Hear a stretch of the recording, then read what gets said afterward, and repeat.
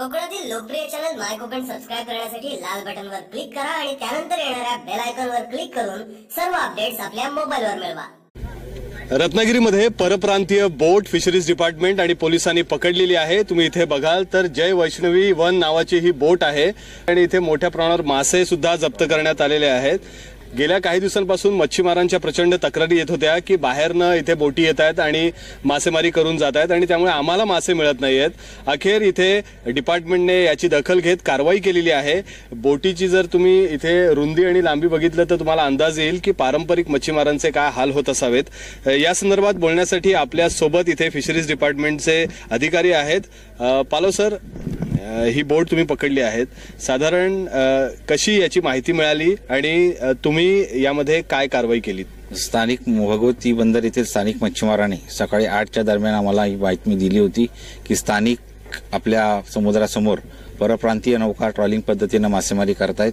तर त्याला अनुषंगिक स्थानिक पोलीस विभाग आणि मत्स्यव्यवसाय विभाग, पोलीस विभागाच्या 2 नौका आणि मत्स्यव्यवसाय विभागाची 1 नौका या लगेच रवाना करून या परप्रांतीय नौकांना अटकाव करायचा प्रयत्न करताना त्यातील 1 नौका, कर्नाटक येथील 1 नौका पकडण्यात आली। बाकी उर्वरित नौका या पळून जाण्यामध्ये यशस्वी झाल्या।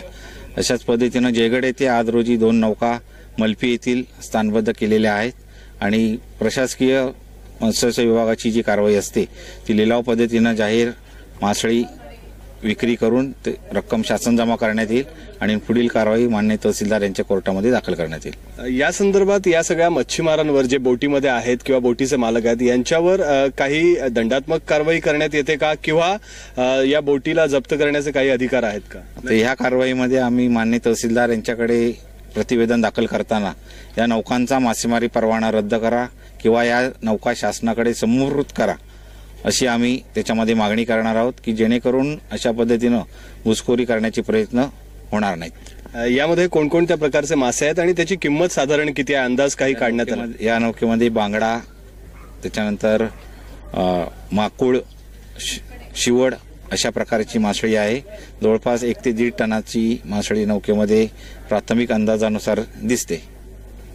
धन्यवाद सर। आपण बघितलं की अधिकाऱ्यांनी स्पष्टपणे सांगितलं आहे की बोटी ताब्यात घेतलेल्या आहेत, आता मासळीचा लिलाव करण्यात येईल आणि या संदर्भात जे अनधिकृतपणे इथे मच्छीमारी करत होते त्यांच्यावर कारवाई देखील करण्यात येईल। मुश्ताक खान, माय कोकण, रत्नागिरी।